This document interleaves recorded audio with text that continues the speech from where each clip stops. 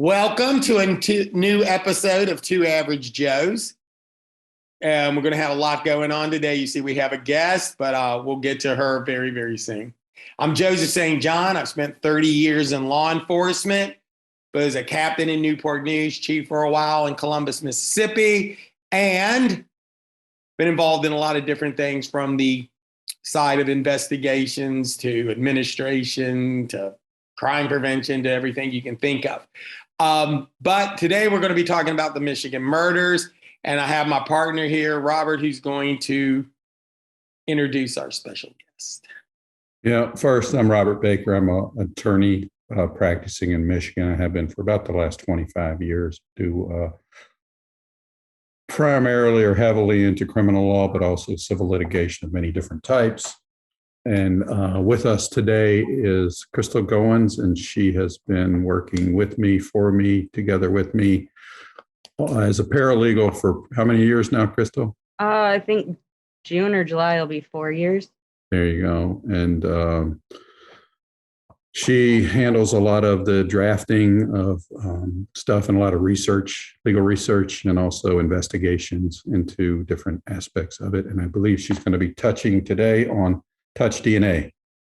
Right. And Kristle, I was in Michigan for a while, and I know you are the glue, literally, figuratively. You want to tell them a little bit more about yourself? Prior to starting to work for Baker, I was a social worker for 10 years, and found that was no longer my calling. That's a job, man. That's a job. Yeah. No doubt. And so since I started working for Robert, I've really found that I have a love-hate relationship with the criminal law, because our system kind of sucks right now, but I enjoy what we do, and I like the investigative side of it, trying to piece things together. So yeah, and you're going to help us out here, and you'll be on some other episodes too. I want to point out, I think everybody that deals with anything that has to do with criminal law or law in general, it's a love-hate thing, but there is a satisfaction to doing it. I think there is an end game to it. We're going to go back and we're going to talk about Gary Leiterman. And we talked last week about him, and there will be a link down there talking about it. But Gary's situation with the DNA, and it make no mistake about it. DNA is a wonderful tool, as long as you put the emphasis on tool. Okay. And it's not the cure-all. It's not everything that's anything. And it doesn't eliminate evidential procedure. And I think that's what I've read a lot on this case, but I've read some comments people have made on other people's stuff. And it's always been, the DNA was there. We didn't say the DNA was there. We just have a lot of procedural questions. Because by the time you're done listening to this entire program, not just today, but ever, you will probably have a better understanding that DNA is not in you. Let me say it again, because I say it all the time. It's of you. You're leaving it everywhere. Okay? So keep that in mind. And the second one is there are some procedural issues that if you just gave it 5 minutes thought, you'll have the same concerns that we do. Robert, I also want to talk about something. We're going to talk about it more next week. But I definitely want to address this now, is that there was a case in Iowa that was eerily similar to this. Yeah, I had interviewed the EMU patrol officer, Mr. Mathewson, Larry Mathewson, in my office probably maybe over 12 years ago. I think it was in late 2000s. And I had, in order for that last episode, I had reviewed the interview, and he had mentioned that they believed that John Norman Collins may be tied to several other cases, and one he mentioned in Iowa. So in preparation for last week, which we didn't talk about it, I had looked it up, and I found out that the woman's name, she was 18 years old. She was a university student at Iowa State University. And in January 26th of 68, she was last seen alive, and then she was found on January 28th in a ditch, naked and raped and strangled with a nylon cord.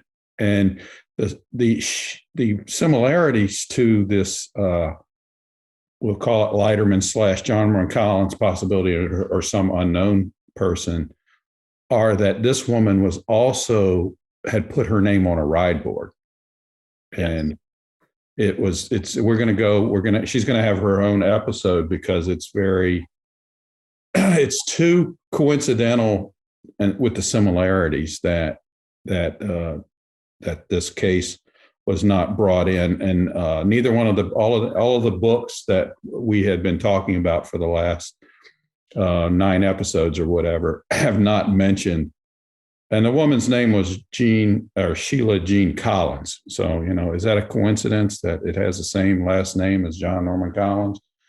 I don't know. That's lost to history, right? Right. And you know what I think of that term. But I think one of the things that we're going to do, and we're going to do a whole episode on this and some other just interesting stuff that was going on in Michigan, in the area during this time. So for next week, we are going to move away from victims that were part of the Michigan murder. She was in Iowa. But there is some incredible closeness to all of this. And there will be a link down there for the Iowa situation. And we'll go ahead and we'll handle that. So we definitely want that to be done. Right. Okay. And I think that now we probably need to get a little bit into the touch DNA. Yeah, let me just say, so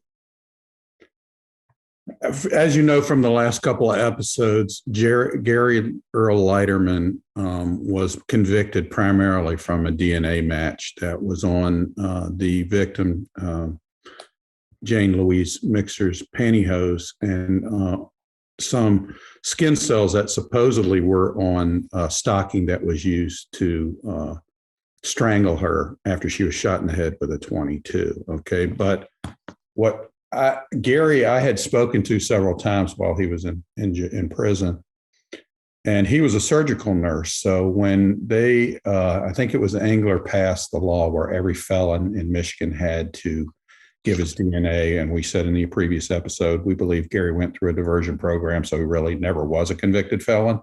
But he, as an upstanding citizen, went in and gave his DNA, which probably cost him his life. But which is a cautionary tale, which we'll probably have a whole episode on this DNA aspect of it. But I just wanted to key it up is that so they sent out little kits to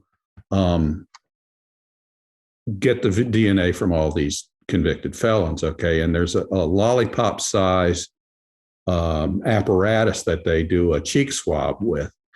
And then they take this lollipop sized cheek swab and they call it a buccal swab, and they rub it on this magic paper. Okay. And we'll have a whole thing on this magic paper, but it's supposed to grab the DNA. Okay. I'm reading the transcripts and I'm horrified at the cross-examination that the defense attorney for Gary Leiterman is doing, or the lack thereof, because as I told Joe, and Kristle knows it, my job as a defense attorney is to negate or at least neutralize every piece of evidence, if not flip it against the prosecution. If not, you are going to lose. And this was not done. At least I haven't gotten through the whole transcript, but at least through the first 2 state police experts on forensics. So this magic paper supposedly it grabs and locks the DNA into this little card. Okay, well, the question that was unasked is there a limit to how much DNA can be locked in this paper? So say you put a big glob of saliva on this thing and it locks in as much as it can lock in. So what happens to the rest of it? And Gary was telling me this state police officer didn't know shit from Shinola when he was taking the DNA test. He grabbed it by the wrong end. After he had swabbed his mouth, he had grabbed it by the lollipop end. And then the transcripts are horrifying because they're running through how the chain of evidence is supposed to go. And Joe can go into it further, but they're supposed to know from when it comes out of Gary's mouth until when it is tested and comes back to Gary it has to have a chain of evidence. And there was not a chain of evidence. They were so iffy on what they had done. Because what they do is they take that little card and then they take, and Joe and I used to be paper boys. We used to punch these cards with these little hole punchers. Yes. They punch out a little hole that's supposedly the size of the tip of a ballpoint pen. And then that is what's tested. Okay. Well, when they tested it first time for John Rulis, they found nothing. And when they tested it for Gary Leiterman, they found nothing. And they had so much of an influx of testing that they had to do. They had subbed it out to a place called Bode Labs, or BODE Labs. All right. They didn't find anything. And then it came back, and there's a whole nightmare of how it was done. And it's the jury was probably, their heads were spinning and they just turned off, because Joe and I have talked about how could a jury convict on this. And they baffle them with bullshit is what they do. Yeah. They use big words and they act like they're science. Stop me before I commit again. Right. But interestingly, with what you were saying, with it being sent out and them not finding anything, and then it coming back and, obviously eventually something being found, is those small independent labs are actually known to be better quality, to actually follow a set guide of rules and regulations, and to actually take their classes and all of that stuff. Whereas the labs for the police departments, I don't know why, but apparently they don't follow and have the same high standard. Yeah, well, I think we talked about it last time, bringing in your underwear right there. That should have been a telltale sign. Right.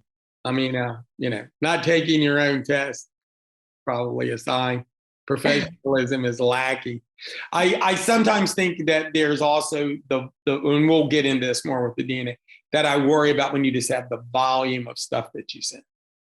Yeah. And the people there that are running it, it becomes a bureaucracy. And but it was such a quick influx. It wasn't an over time thing. It was a wham, bam, thank you, ma'am type, deal. Well, I think in our pre-meeting, Robert mentioned that I think it was actually probably overwhelming. Would be the best word to use. It truly was. It truly was. And not to dog them for that, but people's lives hang in the balance as we see that Gary Leiterman spent his entire rest of his life from conviction in prison, and he died in July of 2019. But to tee up what Kristle was going to talk about, which is the touch DNA. So this, and I haven't gotten through the entire transcript, but there are 3 locations, but just know that this lab is an open room with a bunch of tables or desks at it. And their testimony is, oh no, there's no way possible that there could have been contamination, though John Rulis was 4 years old at the time. And what did they say, Joe? It's lost to history. Lost to history, I hope. And we think that there should be a waiting room in hell. Yes, we did. Not actually a waiting room, but I just repeated the entire time. Right. For these people who had put this, because this is our system, and that's why Kristle and I live it every day. We are electing former prosecutors on the bench. So when defense attorneys file motions in order to test the evidence and the veracity thereof, or to have a hearing on something so that we can get testimony on how the evidence was handled, that's what I was saying in our pre-meeting, that this should have been, and I forgot what the name of the hearing is. I think it's a Walker hearing, but that may be sentencing. But anyway, where you put the people on so they could explain that chain of evidence, and it's not in front of the jury. So it's not going to be detrimental to the jury pool or to the jury hearing it, but you can test the actual evidence of it. And I don't believe it occurred in this case, because just the testimony that I'm reading, I'm like, wait a minute now, because they're saying that they stored this for 2 years before they found that it was positive for Gary. and stored it where? In the same room or in that same lab of where everything else is being tested. So what I had said, and I've said it all along, is there's a couple of different ways DNA gets on somebody, on Jane Mixer's pantyhose. One could be Gary killed her, and they're saying that he sweated on her. Okay, that he had to. It appeared, because I went to that to the grave site where she was dropped, and it was about 10 feet that he had to drag her, and I don't know what dead weight. And he did drag her because those drag marks. So he had to lift her out of the car and drag her, he or she or them. And so would somebody sweat profusely in March in Michigan, where it's, we had a 70-degree day yesterday, but usually it's 30, 40 degrees, which it was today, I think. So would somebody have sweated on them, or could it have been saliva? So Kristle, what do you got to say about the touch DNA? So human DNA is thought to be 99.9% identical, even as to like the three of us sitting here talking to each other. That's how close our DNA is. And I think, Robert, you had said it before, there's only a 1% difference between humans and chimpanzees. Right. Like that's how close, all of our DNA is. And so using it, it's a good tool, but if you have only partial of a sample, or stuff like that, it's easily attributed to the wrong person. And so there were a few different cases that I had found that these people got lucky enough that the fact that it was DNA transferred some other way was found out before they actually spent their life in prison, like Gary. But there's a gentleman named Adam Scott, and his DNA matched with a sperm sample taken from a rape victim in Manchester. And this was a city that Scott, who lived more than 200 miles away, had never been to, never visited. He had a solid alibi. And then it came to find out that the non-DNA evidence subsequently cleared Scott, but the mix-up was due to a careless mistake in the lab, which plate used to analyze Scott's DNA from a minor incident, some other incident, accidentally was reused in the rape case. Oopsie doodle. Yeah. So then people, the other thing that I don't know if you guys had discussed is people shed DNA at different rates too. If somebody has something like a skin condition of eczema, they shed far faster than a normal skin person. Medications can make you shed skin faster, things like that, and you're going to leave more traces of you behind. The other pretty interesting case that I had found was a case that actually I told Joe yesterday. I was listening to a podcast after I had been doing research for today. And on the podcast I was listening to, they were talking about DNA and touch DNA. And they brought up this case. And then all of a sudden, like everywhere I'm looking, this case is popping up. But in December of 2012, a homeless man named Luckis Anderson was charged with murder of Miss Kumra, a Silicon Valley multimillionaire, based on DNA evidence. The charge actually carried a possible death sentence. He had a rock solid alibi that was found out after he had been charged because of his DNA. Later, his legal team determined and learned that his DNA had made its way to the crime scene by way of paramedics who had arrived at Kumra's residence. They had treated Anderson earlier on the same day due to him being unconscious and drunk, and that was his solid alibi, is they transferred him to the hospital where he was under constant supervision. Later in the day, there was this murder, and the same EMS team went to the scene of the murder and deposited his DNA at the scene. Was that caught before he was convicted? Yeah, it was caught before he was convicted, but he had been charged and they were in the process of discovery and that whole process.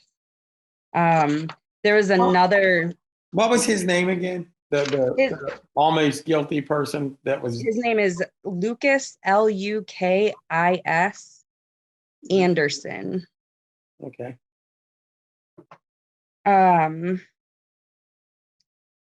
So then, there was another situation where there had been a whole bunch of contaminated DNA issues, and people's DNA was popping up in places it shouldn't have, like 2 crimes on the same day at opposite ends of the country. And come to find out, it was the DNA of the lab tech gentleman who was building the swabs and the DNA test kits. So somehow his DNA was getting on these tests, and it's not as definitive as people think it is. Robert and I work together. We're in an office all day, every day together. We can deposit each other's DNA without even physically having any contact throughout the day, everywhere else we go. Joe, your DNA probably is still being deposited around Michigan. Still there. That's right. I'm there, but I have an alibi for the entire thing. But it's the truth. I mean, I'm going to tell you I think that's what, and I appreciate everything you did. And that's just the tip of the iceberg, everybody, because we've got to be honest with you. This isn't going away. The DNA thing's going to keep in there. And I'm with Robert. When we start tying up Gary's thing, we're going to spend a lot of time talking about it. DNA is a great thing, and it is a outstanding science, and I love it, and blah, blah, blah. Okay, because I do. But it is a tool. And I think what we've convinced people from watching TV, and even some detectives places, and DNA's there, it's got to be. It's like, that's a dangerous thing to do. Because go ahead. Because we perfected it to such a point that it's not like when it first started being used, where you had to have an abundance of it. You had to have blood on the scene, a pool of DNA to choose from. They've perfected it to the point where they can find one cell and come up with your DNA profile. Let's hope it's the guilty person. I'll tell you the other thing too. I think that they're fingerprints, and I've said this too, because that was another great thing, the fingerprints and everything. But your fingerprint was so specific. Right.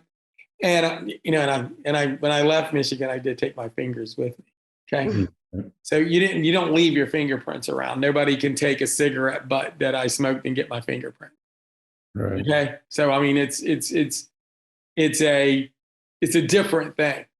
But going back to fingerprints, everybody goes, well, he had his fingerprint there. But, if somebody walked in and they said, your fingerprints are all over here. I said, of course it is. I was there yesterday. My fingerprints are all over the place. So all of a sudden, we always fought that with fingerprints. He's like, oh, you found a fingerprint. And now I got to find out that the guy will lie and say he wasn't there. Mm-hmm. If he walks in and say, yeah, I was there yesterday. Okay, I knew this person. Because in most crimes, guess what? The people know each other. So even with fingerprints, it was a little bit more complicated than everybody tried to make it sound. Mm-hmm. But I kind of want to wrap this up by saying this. Regardless of what your belief system is on DNA, including if you're watching this and know more than we do, and you are a believer of DNA, and you just believe none of this could happen, I will say this. If you can defend bad procedure, and you can defend lackluster protocols, then you don't have any business in this profession. You know, if you can look at stuff where a 4-year-old, I don't care if you're an expert, and clarify this, you know, you even know what the D in DNA stands for, okay? And you would be a guy somebody would bring, okay, to court. But you're okay with a 4-year-old's blood on that and say, I don't think that's contaminated. You need to get out of this profession, because that is why people hate us. Mm-hmm. So if you've ever watched this and you go, why is the policeman concerned about this? You would think he'd be all for convictions. I am. Convictions of guilty people. And I am also big in following procedure, because the moment law enforcement and prosecutors put procedure on the back burner, that's why people hate us. Yeah. Okay. Procedure. It's not an option. Okay. Following protocol, not an option. We're not even talking about Gary now, bringing to a prosecutor defending, bringing a piece of contaminant, because that's the only way you can do it, property, and using it to put somebody in the jail for the rest of their life when they know in their hearts it was contaminated, says more about our system than I care to admit. Yeah. So there you go. Yes, I want to convict people. I want to put bad guys in jail. I'd also like them to be guilty, and I would also like them to get due process. And I think that, sorry, go ahead, Joe. Okay, I was done. I was going to say, I think, an important aspect to this is our society educating themselves, because so many people get picked for jury duty and find themselves in a situation where they're sitting on a jury for a case like this, and they don't do the research prior to that point in their life. And so they get there and they're on the jury and somebody says DNA and hey, case closed, because that's what I see on CSI, Law and Order. And, you got DNA and they're guilty. They don't. Right. They're not educating themselves. And I'll share another thing with you that goes along with that about jury trials. People need to be educated, because here's the deal. You stick 12 people in a room, there will be a dominant force that will take over that room. As a general rule, there will be a dominant force or forces that take over. That doesn't mean that the guy's guilty. It just means the most dominating force was there. And it's very easy to get along, if you don't have any information either. Okay, so I like juries. I say that because I'm supposed to. I like juries, but if you don't understand the concepts of dominating personalities and group dynamics, and you don't understand the concept of a groupthink, that's all I'm saying. So listen, we're getting ready to wind down, and just want to say there's going to be links in all of this down below, like we have. Next week, we are going to go on to that Iowa murder. I think that's extremely important, and we're going to talk about that. Hit like, subscribe, add your comments. We're getting more people involved on all of our aspects, and so I really appreciate that. So anything you want to end with, Mr. Baker? There is. We have said it kind of from the beginning. I guess we're probably still in Facebook jail from the jump, but our system is systemically failing, okay? And, Joe does his public service announcements, but we could probably name this whole podcast, This Could Happen to You. Yes. And for the 37 people that are watching, the tens and tens that are right. You can know, based on the 2 or 3 cases that Kristle just identified, people that should never even have been charged, let alone, I don't know where they got down to in the process, but those guys never should have made it past the prosecutor's desk, right? Right. I mean, this is where, and then the judge is supposed to, so the cops are supposed to be a gateway. The prosecutor's supposed to be a gateway. The judge is supposed to be a gateway. And God forbid if we ever get to the bitter end, to the jury is supposed to be a gateway to make sure that you get due process, that our constitutional rights are protected. But You just heard two of them, and then Gary Leiterman died in prison. Whether he killed her or not, he did not get due process. No doubt about that. So anyway, that's what I wanted to end on. That's right. Kristle, thank you. And you will be back, right? You're welcome. Thank you. Yep. Okay, everybody. Well, look, y'all guys have a good one. And until we see you next time. See ya.